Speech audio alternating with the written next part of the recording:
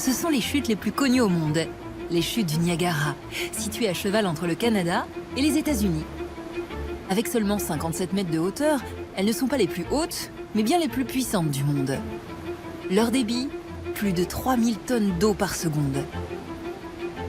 Cet ensemble de 3 chutes, le célèbre fer à cheval, les chutes américaines et à leur droite, le mince voile de la Mariée, attire chaque année près de 20 millions de visiteurs. Pour les observer dans toute leur splendeur, certains préfèrent prendre de la hauteur, tandis que les plus téméraires optent pour une expérience tonitruante juste à leurs pieds. Incontournable chute du Niagara, où une femme cherchera la célébrité par tous les moyens. Christine Bacon est conservatrice au parc régional des chutes. Elle nous raconte le rêve de paillettes d'Annie Hudson Taylor au tout début du XXe siècle.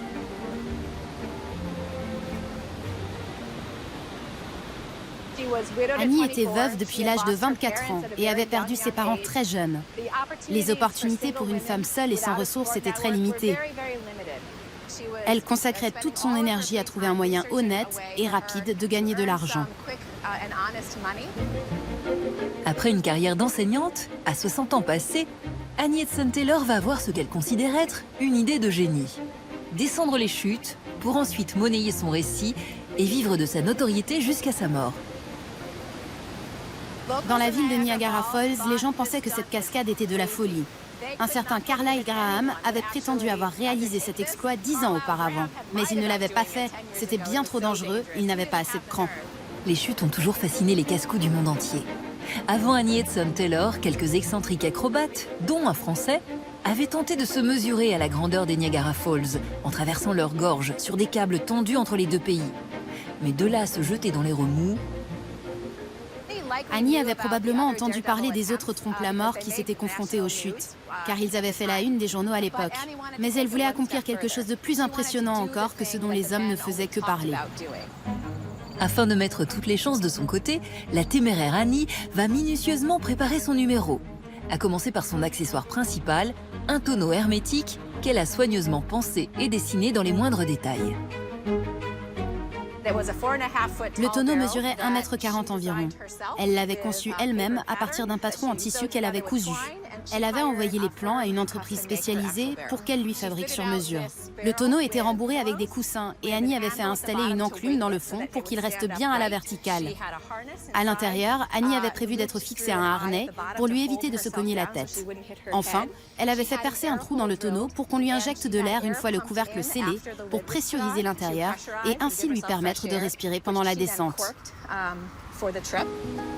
Et pour assurer la promotion de sa performance, Annie se dégote un agent, Frank Russell, à qui elle mentira sur son âge pour paraître plus crédible.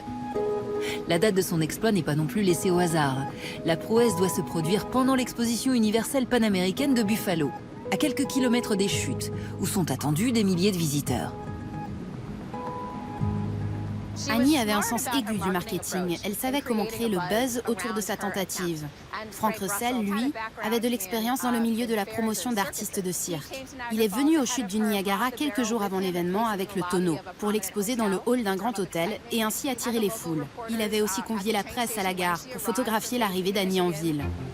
Nous sommes le 24 octobre 1901, le jour de son 63e anniversaire.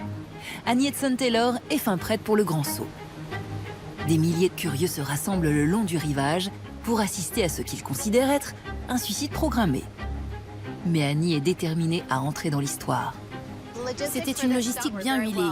Des hommes l'ont remorquée en barque à environ 200 mètres de la frontière canadienne pour permettre à Annie d'être emportée par les eaux et pour qu'elle passe par-dessus les chutes du fer à cheval. Une fois le tonneau pris dans le courant, ils l'ont laissé partir à la dérive. En quelques minutes seulement, le tonneau est emporté par les flots et bascule de l'autre côté des chutes. S'ensuit un plongeon vertigineux de 57 mètres de haut avant que l'embarcation de fortune ne soit avalée par les terribles remous. 18 minutes plus tard, en contrebas, les secouristes repêchent le baril. Et la foule assiste à un miracle.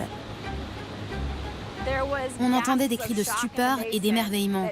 Les gens n'en revenaient pas de voir Annie Hudson Taylor sortir vivante du tonneau et se tenir debout. Elle avait une plaie à la tête derrière l'oreille et elle se plaignait d'avoir mal au dos, et elle était en état de choc.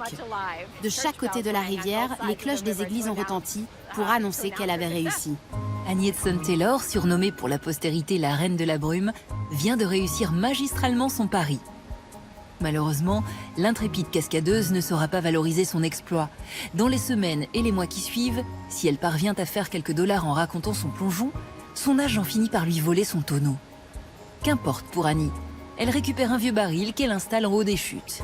Pour quelques pièces, elle pose avec les touristes et raconte son saut. Mais la magie n'est plus là. Quand les gens achetaient un ticket et venaient la voir, ils étaient déçus. Cette enseignante de plus de 60 ans n'avait rien à voir avec l'image qu'il se faisait d'un fringant cascadeur. 20 ans après son tour de force, Annie meurt seule et pauvre dans un dispensaire du comté de Niagara. Personne alors ne sait plus qui elle est, jusqu'à ce qu'elle trouve sa place dans le cimetière des gloires défuntes et des casse-coups des chutes du Niagara. L'ironie, mais aussi le triomphe de l'histoire d'Annie, c'est qu'elle finira par accéder à la postérité une fois morte, et qu'elle se retrouve aujourd'hui enterrée juste à côté de célèbres casse-coups. Après Annie, près d'une quinzaine d'hommes a comme elle tenté l'impossible dans les eaux des chutes, et la moitié y a perdu la vie. Aujourd'hui encore, s'il vous venait l'idée saugrenue de vous mesurer aux puissantes Niagara Falls, pensez à demander une autorisation spéciale pour votre numéro, sans quoi vous risquez une amende de 10 000 $ à payer en cas de survie.